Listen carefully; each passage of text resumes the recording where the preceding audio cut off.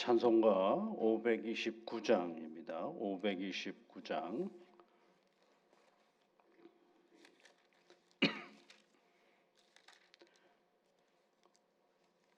529장 온유한 주님의 음성 내 귀에 속삭이네.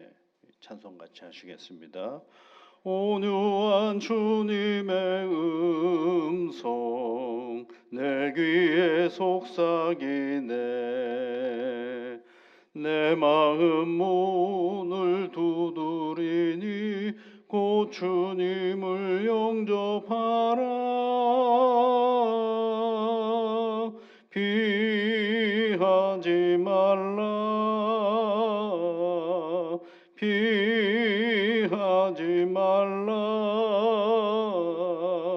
우리가 곁길로 피해도 맘속에 오시리. 심판날 당할 때 주님을 너 맞을 준비해. 맘속에 주님을 영접하라. 주 영접하라. 사랑의 주 예수 친히 이 땅에 내려오사 문 밖에 서서 기다리니 참 놀라운 사랑이라. 피하지 말라. 피하지 말라. 우리가 곁길로 피해도 맘속에 오시리.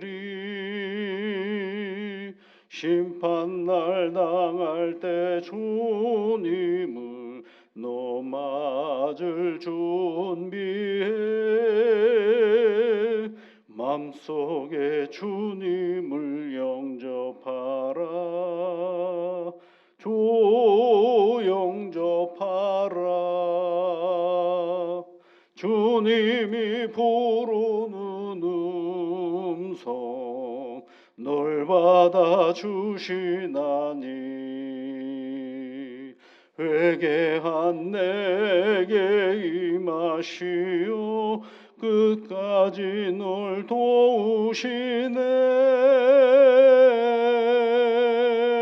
피하지 말라.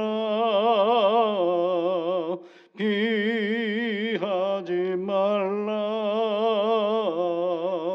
우리가 곁길로 피해도 맘속에 오시리. 심판날 당할 때 주님을 너 맞을 준비해. 맘속에 주님을 영접하라. 주 영접하라. 주님의 은혜를 받고 너 주를 영접하라. 마음 문 활짝 열어놓고 너 주님을 영접하라. 피하지 말라. 피하지 말라.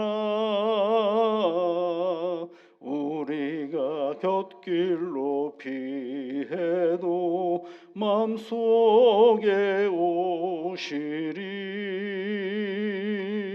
심판날 당할 때 주님을 너 맞을 준비해. 맘속에 주님을 영접하라. 주 영접하라.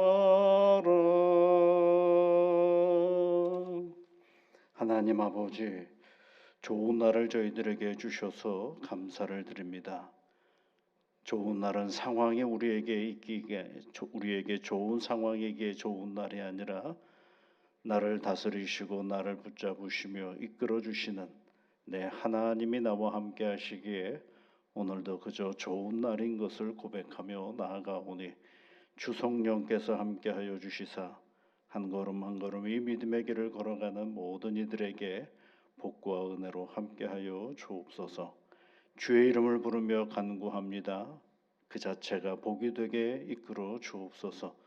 너는 복이 될지라 말씀하시는 하나님의 음성을 듣고 아브라함이 낯선 곳으로 나아갔던 것처럼 오늘도 너는 복이 될지라 하시는 주의 말씀을 듣고 아직 살아보지 않은 시간을 용기로 가지고 한 발짝 나아가오니 주여 보여주시고 이끌어주시고 능력으로 함께하여 주옵소서.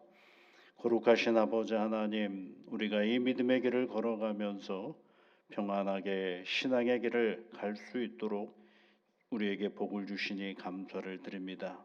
하나님, 우리가 두 발을 딛고 살아가는 이 나라를 여기까지 이끌어 주셔서 감사를 드립니다. 여전히 부족하고 채워야 할 것들이 많이 있지만 하나님, 그것만 바라보며 오늘을 안타까워하고 염려하는 것으로 끝내는 것이 아니라 뒤돌아보아 여기까지 이끌어 주신 하나님의 은혜를 기억하며 오늘도 더 용기를 가지고 한 걸음 나아가는 귀한 시간들이 되게 하여 주시고 이 땅을 살아가는 모든 이들이 평안하며 감사하며 살아가는 하루가 되게 이끌어 주시옵소서. 위정자들에게만 이 나라를 맡기지 마옵소서. 하나님이 친히 역사하시고 이끌어 주셔서 합력하여 선을 이루시는 하나님의 은혜가 이 나라와 이 민족 가운데 있게 하옵소서. 예수님 이름으로 기도하옵나이다. 아멘. 하나님의 말씀은 미가서 4장 말씀입니다. 4장 1절부터 13절까지 말씀을 또 함께 같이 읽어보겠습니다. 끝날에 이르러는 여호와의 전에 산들이 꼭대기에 굳게 서며 작은 산들 위에 뛰어나고 민족들이 그리로 몰려갈 것이라. 곧 많은 이방 사람들이 가며 이르기를 오라 우리가 여호와의 산에 올라가서 야곱의 하나님의 전에 이르자. 그가 그의 돌을 가지고 우리에게 가르치실 것이니라. 우리가 그의 길로 행하리라 하리니 이는 율법이 시온에서부터 나올 것이요 여호와의 말씀이 예루살렘에서부터 나올 것임이라. 그가 많은 민족들 사이에 이를 심판하시며 먼 곳 강한 이방 사람들을 판결하시리니 무리가 그 칼을 쳐서 보습을 만들고 창을 쳐서 낫을 만들 것이며 이 나라와 저 나라가 다시는 칼을 들고 서로 치지 아니하며 다시는 전쟁을 연습하지 아니하고 각 사람이 자기 포도나무 아래와 자기 무화과 나무 아래에 앉을 것이라. 그들을 두렵게 할 자가 없으리니 이는 만군의 여호와의 입이 이같이 말씀하셨습니다. 만민이 각각 자기의 신의 이름을 의지하여 행하되 오직 우리는 우리 하나님 여호와의 이름을 의지하여 영원히 행하리로다. 여호와께서 말씀하시되 그날에 내가 저는 자를 모으며 쫓겨난 자와 내가 환난 받게 한 자를 모아 발을 저는 자는 남은 백성으로 되게 하며 멀리 쫓겨났던 자들이 강한 나라가 되게 하고 나 여호와가 시온산에서 이제부터 영원까지 그들을 다스리라 하셨나니 너 양떼의 망대요 딸 시온의 산이요 이제는 걷는 곧 예루살렘의 나라가 내게로 돌아오리라. 이제 내가 어찌하여 부르짖느냐. 너희 중에 왕이 없어졌고 내 모사가 죽었으며 내가 해산하는 여인처럼 고통함이냐. 딸 시온이여 해산하는 여인처럼 힘들여 나을지어다. 이제 내가 성읍에서 나가서 들에 거주하며 또 바벨론까지 이르러 거기서 구원을 얻으리니 여호와께서 거기서 너를 내 원수의 손에서 속량하시리라. 이제 많은 이방 사람들이 모여서 너를 치며 이르기를 시온이 더럽게 하며 그것을 우리 눈으로 바라보기를 원하노라 하거니와 그들이 여호와의 뜻을 알지 못하며 그의 계획을 깨닫지 못한 것이라. 여호와께서 곡식단을 타작마당에 모음같이 그들을 모으셨나니 딸 시온이여 일어나서 칠지어다. 내가 내 뿔을 무쇠 같게 하며 내 굽은 녹 같게 하리니 내가 여러 백성을 쳐서 깨뜨릴 것이라. 내가 그들의 탈취물을 구별하여 여호와께 드리며 그들의 재물은 온 땅에 주께 돌리리라. 아멘. 심판에 관한 말씀을 계속 해주고 있죠. 그런데 심판만 말씀하시는 것이 아니라 오늘 성경 말씀에도 보면 돌아오는 자들, 하나님께서 돌아오는 자들을 회복시키시겠다라는 말씀으로 얘기하고 있죠. 여러분 6절 말씀에 보시면 여호와께서 말씀하시되 그날에는 내가 저는 자를 모으며 쫓겨난 자와 내가 환난 받게 한 자를 모아, 이렇게 되어 있죠. 그래서 강한 나라를 만들고 남은 백성이 해주시겠다라는 말씀입니다. 여러분 심판의 궁극적인 목적은 그 파멸에 있지 않다라는 것을 꼭 기억하셔야 돼요. 그러니까 하나님의 심판의 목적은 파멸이 아니에요. 하나님의 심판의 목적은 결국 궁극적으로는 회복에 있다라는 사실을 우리가 꼭 기억하셔야 됩니다. 근데 이 앞부분의 이야기를 보시면 지난 주일날 우리가 설교했 말씀 본문이 이사야서 2장 1절부터 5절까지거든요. 그 대표적인 그거죠. 칼을 쳐서 보습을 만들고 창을 쳐서 낯을 만든다. 그런데 오늘 미가도 똑같이 얘기를 하고 있죠. 이게 예언자가 가지고 있는 가장 공통적인 그 예언자들은 다 누구를 드러내고자 하는 사람들이에요. 하나님을 드러내고자 하는 사람들이죠. 하나님의 말씀을 드러내는데 그 두 예언자가 공통적으로 지금 뭘 얘기를 하고 있어요? 오늘 성경 말씀에 보시면 3절 말씀에 중간에 보면 그 칼을 쳐서 보습을 만들고 창을 쳐서 낫을 만들 것이며 이 나라와 저 나라가 다시는 칼을 들고 서로 치지 아니하며 다시는 전쟁을 연습하지 않는다. 이것이 하나님의 말씀이죠. 그러면 전쟁을 하지 않는 사람들은 어떤 삶을 살아가느냐? 이게 4절에 있는 말씀입니다. 각 사람이 자기 포도나무 아래와 자기 무화과 나무 아래에 앉을 것이라. 그들을 두렵게 할 자가 없으리니 이는 만군의 여호와의 입이 이같이 말씀하셨으니라. 이 얘기는 뭘 얘기해? 각자 주어진 삶의 자리 속에서 그저 평안하게 살아가는 것이 이게 뭐예요? 하나님께서 주시는 참된 평화다라고 말씀드릴 수가 있겠습니다. 그것을 하나님께서 기대하시고 바라시는 것이죠.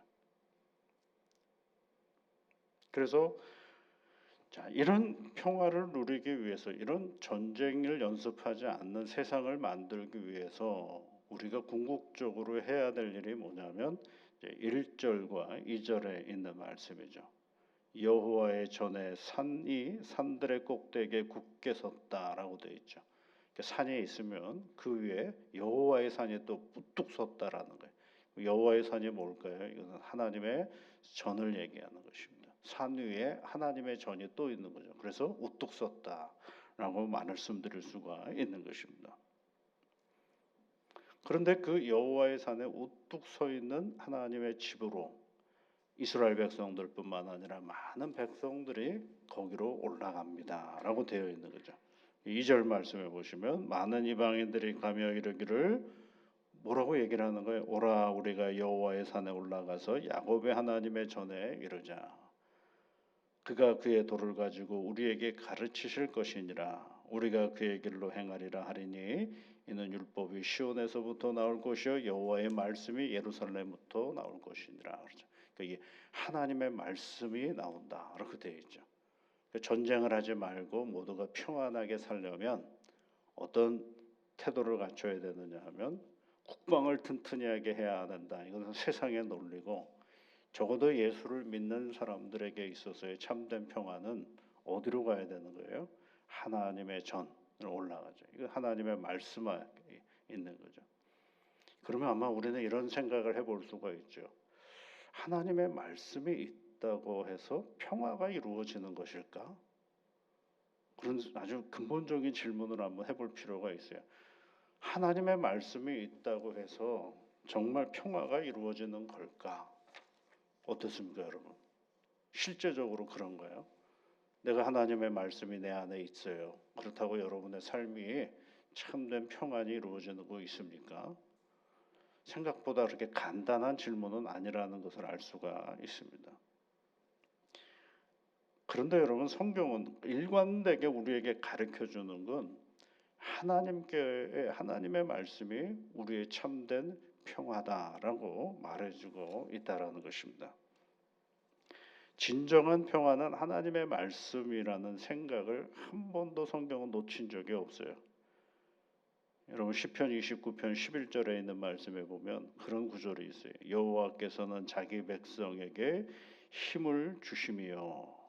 하나님의 백성에게 힘을 준다 그랬어요. 그러면서 여호와께서는 자기 백성에게 평강의 복을 주시리로다라고 되어 있어요. 힘을 주신다라고 얘기해놓고선 그것을 다시 설명했는데 그 힘이 뭐냐? 평강의 복이다라고 얘기를 하고 있어요. 우리 몸을 튼튼하게 만드는 게 힘이 아니라, 그것도 좋은 거긴 한데, 참된 하나님이 우리에게 주시는 힘은 우리 스스로가 뭘 만들어가는 존재예요? 평화를 만들어가는 복을 우리에게 주셨다라는 게. 그래서 예수님은 뭐라고 말씀하고 있어요?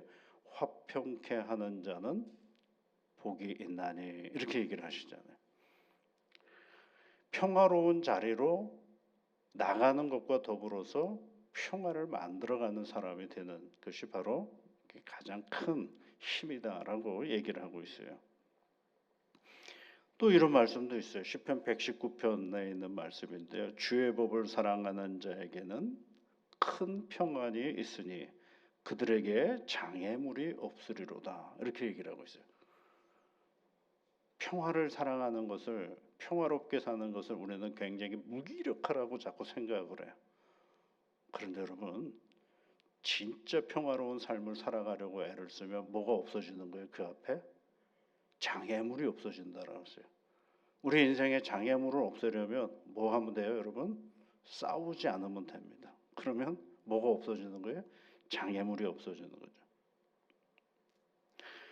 히브리서 12장 4절 말씀에도 그런 말씀이 있어요. 모든 사람과 더불어 화평함과 거룩함을 따르라. 이것이 없이는 아무도 주를 보지 못하리라. 그래서 하나님을 정말 만나고 싶어하는 사람들이 있죠. 그러면 뭐 하면 됩니까? 화평을 사랑하면 됩니다. 그러면 누구를 만날 수 있어요? 하나님을 만날 수 있어요. 베드로 사도는 늘 갈등이 많았던 사람이죠. 자기 자신하고도 싸웠고 남하고도 싸우고 그렇게 갈등이 많았던 사람인데, 그가 이제 부활하신 예수를 다시 만난 이후에 베드로전서 3장에서 그런 얘기를 해요. 그러므로 생명을 사랑하고 좋은 날 보기를 원하는 자는 화평을 구하며 그것을 따르라. 이렇게 돼요. 여러분, 우리 인생에 좋은 날 보기를 원치 않습니까? 좋은 날 보기를 원치 않습니까? 투쟁하지 말라는 겁니다. 좋은 날을 보려면 우리 인생을 화평을 구하라. 그리고 그것을 따르라 라고 얘기를 하고 있습니다. 빌립보서에서 사도 바울이 뭐라고 또 얘기를 합니까? 빌립보서 4장 7절에 모든 지각에 뛰어나신 하나님의 평강이 그리스도 예수 안에 있는 너희의 생각과 마음을 지키신다. 이렇게 되어 있거든요.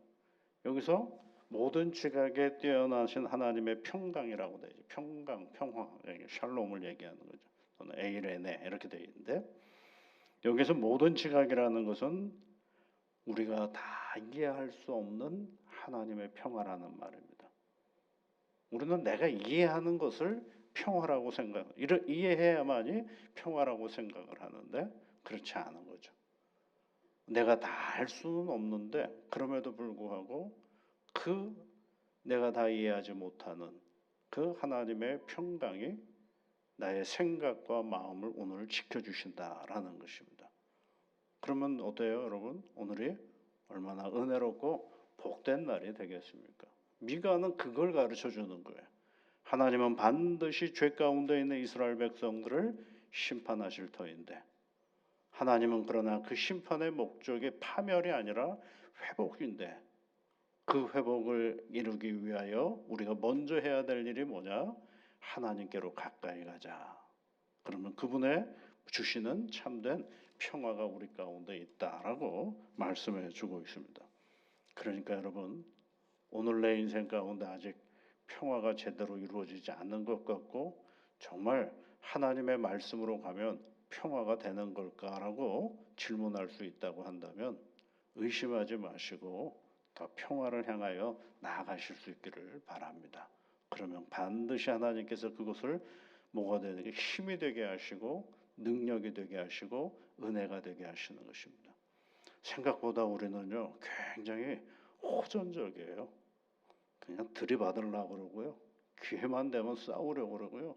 나 건드려라. 나는 싸울 준비가 다 됐다라고 늘 기다리는 사람과도 같아요.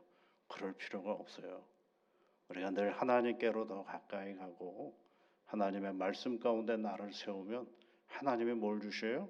능력으로 함께 해주시는데 그 능력은 평화라고 말씀드릴 수가 있겠습니다. 베를린에서 있는 하나의 그 평화 학술 공동체인데요. International Security and Development Center라는 그런 데가 있어요. 근데 거기서는 뭘 하느냐면 세상에 폭력이 있고 분쟁이 있고 그리고 인도적인 위기에 처해 있는 그런 사람들의 삶을 개선하고 개혁하려고 하려면 우리가 무엇을 해야 될까를 늘 연구하는 단체인데요. 그네들이 연구한 결과에 의하면 이런 게 있어요. 1970년대 이후로 세계에 전쟁이 없었더라면 세계는 약 경제 발전으로 따지면 12% 정도가 더 발전할 수 있을 것이다라고 얘기를 해요. 12%면 여러분 아무것도 아닌 것 같지만 엄청난 겁니다. 한 나라의 우리나라 같은 경우는 경제 성장이 2%가 되느냐 안 되느냐를 가지고 얼마나 사람들이 심란해 하는데요. 그런데 12%라고 생각해 보세요. 엄청나죠. 그러니까 이 세상에 싸우지만 않아도 모든 나라는 그저 먹고 사는 일에는 큰 어려움 없는 세상이다라는 것입니다. 그걸 끊임없이 우리가 되새길 줄 알아야 되는 거예요. 그래서 여러분 우리가 진정 하나님 안에서 참된 평화를 누리려면 누구에게로 가까이 가잖아요. 산에 오르자라는. 산에 올라 보신 적 있나요? 산에 오를 때 고개 뻣뻣이 들면 산에 오르는 사람은요 힘들어서 못 올라갑니다. 고개를 숙여야 되고요. 산에 오르면 오를수록 어떻게 돼요? 여러분의 힘이 더 늘어납니까? 줄어듭니까? 줄어들죠. 산에 오르면 높은 바위에 오르면 오를수록 낮아지지 않으면 위험해집니다.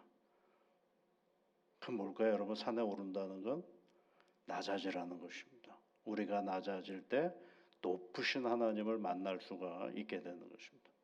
거기서 뭐가 오는 거예요? 참된 샬롬이 우리에게 온다라는 사실을 우리가 기억하면서 오늘도 여러분 주변이 늘 여러분으로 인해서 우리로 인해서 샬롬의 세상이 되는 오늘을 만들어가는 복된 새 하루가 되시기를 주의 이름으로 축복합니다. 기도하겠습니다. 하늘에 계신 우리 아버지, 아버지의 이름을 거룩하게 하시며 아버지의 나라가 오게 하시며 아버지의 뜻이 하늘에서와 같이 땅에서도 이루어지게 하소서. 오늘 우리에게 일용할 양식을 주시고 우리가 우리에게 잘못한 사람을 용서하여 준 것 같이 우리 죄를 용서하여 주시고 우리를 시험에 빠지지 않게 하시고 악에서 구하소서.